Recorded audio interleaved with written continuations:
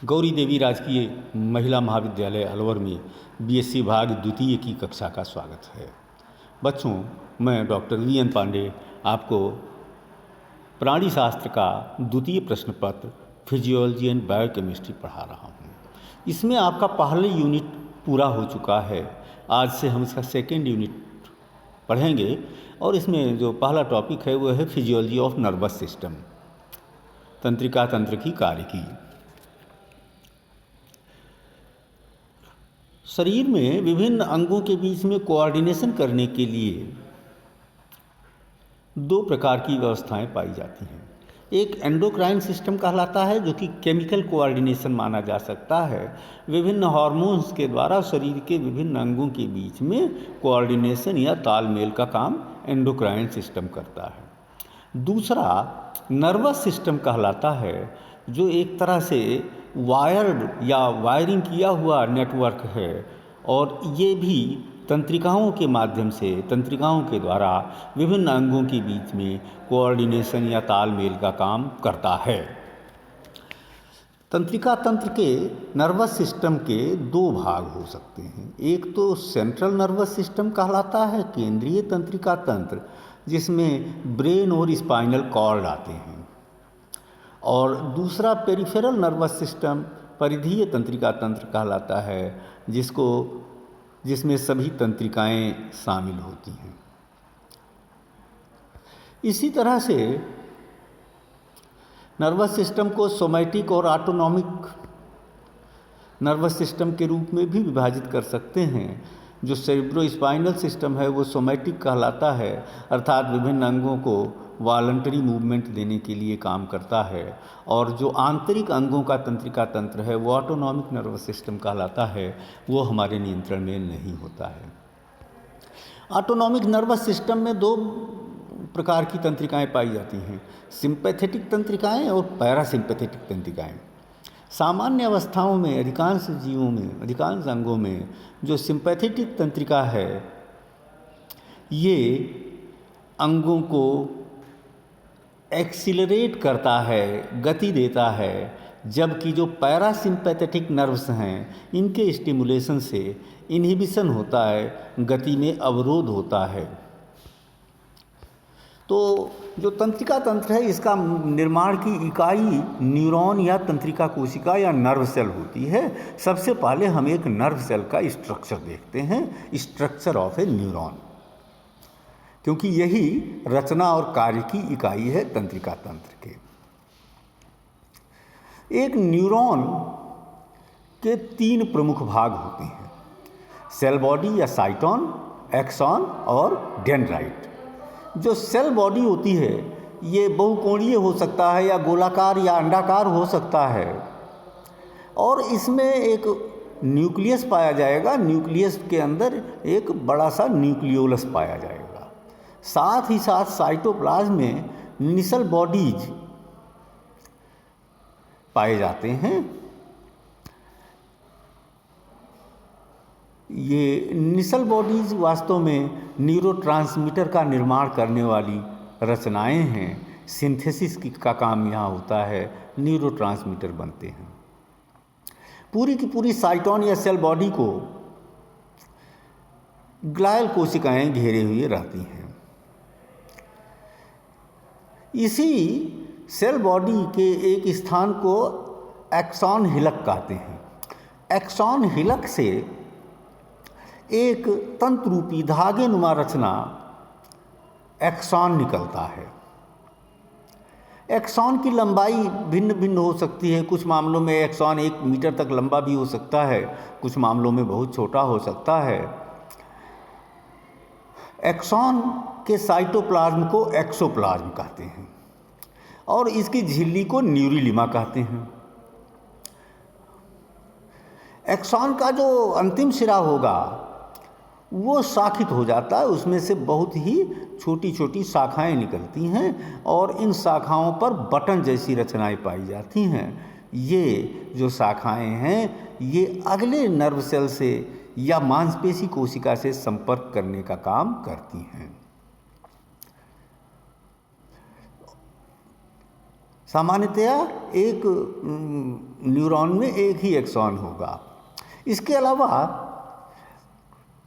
Cell body से अनेक छोटी छोटी धागे नुमा तंतुमय रचनाएं निकलती हैं जिन्हें डेंड्राइट कहते हैं। तो ये स्ट्रक्चर है, यहाँ आप देख सकते हैं। ये ऊपर की तरफ आप देखेंगे सेल बॉडी बना हुआ है, उसमें से अनेक डेंड्राइट निकले हुए हैं, उसमें निसल ग्रेन्यूल बनाया गया है, न्यूक्लियस है, न्यूक्लियोलस है। उसके नीचे आप देखेंगे एक्सॉन निकल करके आ रहा है और एक्सॉन का अंतिम सिरा मसल में जा करके मांसपेशी में पहुंच रहा है। इस एक्सॉन पर आप बीच में देखेंगे तो ये स्वान सेल्स आपको दिखाई देंगी। वास्तव में स्वान सेल एक्सॉन को लपेटे हुए रहती हैं।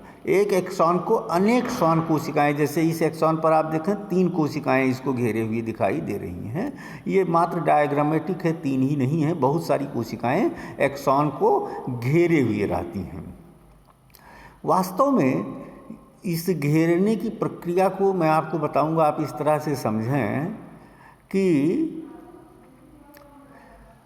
मान लीजिए कोई पेन ले लें, पेंसिल ले लें और उसके ऊपर कोई प्लांट लीफ, पौधे की पत्ती लेकर के उसको लपेट दें, तो जो पेंसिल है वो तो एक्सॉन हो गया और जो पत्ती लपेटा गया है वो पत्ती जो है वो स्वान कोशिका है। वो स्वान कोशिका एक्सॉन को रैप कर रही है, लपेट रही है। यही यहाँ पर दिखाई दे रहा है।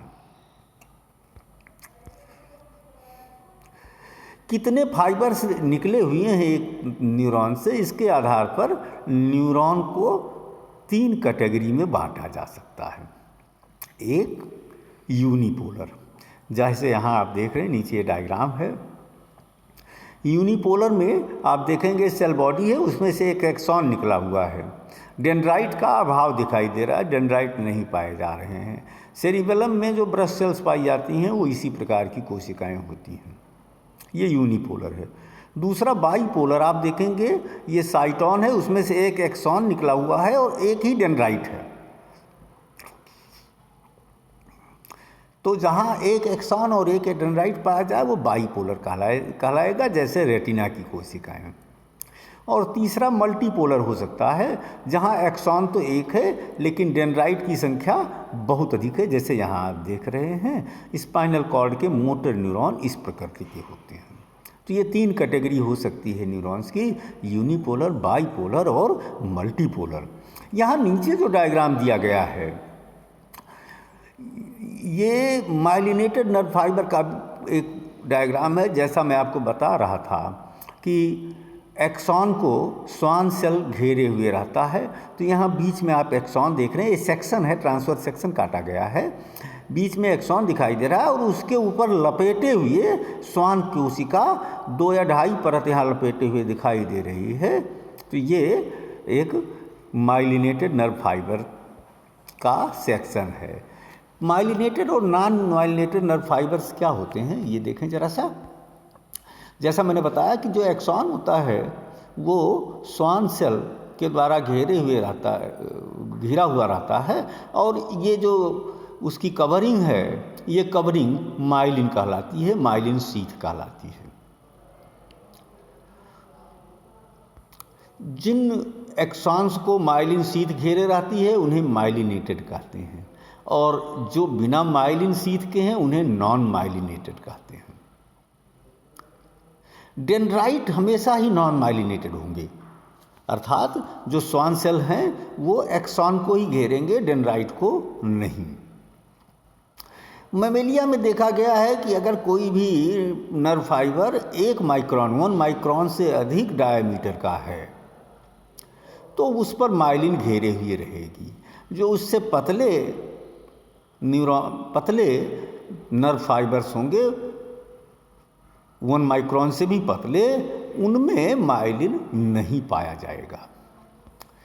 और जैसा मैंने बताया कि स्वान सेल्स होती हैं, ये स्वान सेल्स ही एक्सॉन सिलेंडर को चारों ओर से लपेट लेती हैं। कुछ स्थानों पर जहाँ ये नहीं लपेटे हुए रहती हैं, जहाँ माइलिन नहीं पाया जाता है, उन स्थानों को नोड ऑफ रेनवियर कहते हैं। और 2 नोड्स के बीच का स्थान इंटरनोड कहलाता है।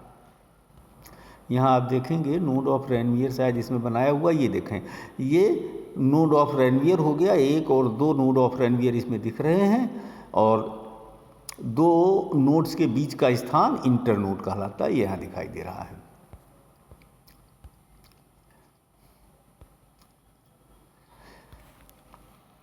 जैसा मैंने बताया कि एक्सॉन की झिल्ली को न्यूरीलेमा कहते हैं।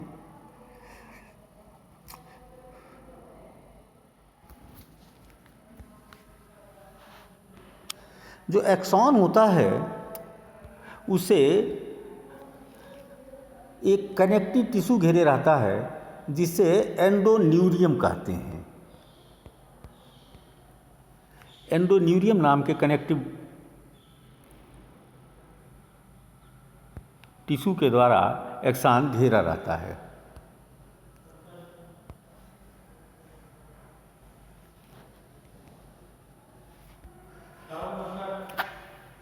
अनेक एक्सॉन्स एक साथ होकर के पेरिन्यूरियम नाम के कनेक्टिव टिश्यू के द्वारा घेरे हुए रहते हैं। तो इस तरह से एंडोन्यूरियम वो कनेक्टिव टिश्यू है जो एक एक्सॉन को घेरता है, पेरिन्यूरियम वो कनेक्टिव टिश्यू है जो अनेक एक्सॉन्स को मिला करके एक बंडल बना देता है, और अनेक ऐसे बंडल्स इकट्ठा हो जाते हैं तो वो एपिन्यूरियम के द्वारा घेरे रहते हैं, और अब ये नर्व कहलाएगा।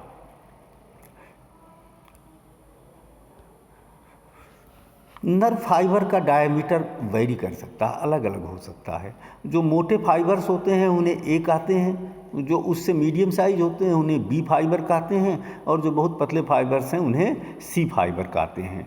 ये इनकी प्रकृति इस प्रकार की है कि जो नर्व फाइबर जितना अधिक थिकर होगा, मोटा होगा, उसमें कंडक्शन वेलोसिटी उतना ही अधिक होगा, आवेग उतनी ही तेज़ी से वहाँ परिवहन होगा जो जितना अधिक थिकर या मोटा होगा।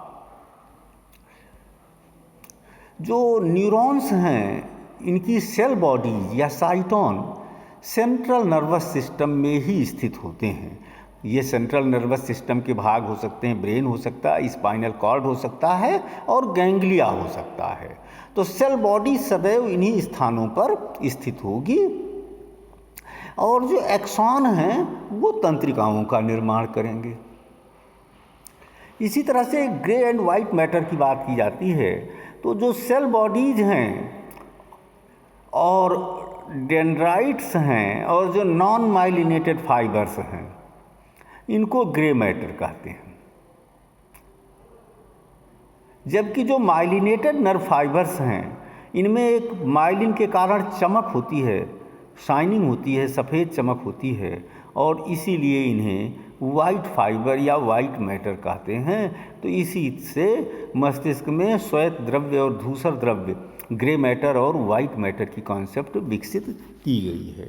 तो ये आज हमने स्ट्रक्चर ऑफ न्यूरॉन की रचना की बात की है। अगले दिन हम फंक्शनिंग ऑफ नर्वस सिस्टम की बात करेंगे। कोई संदेह हो, कोई चीज़ नहीं समझ में आ रहा हो तो कृपया पूछेंगे।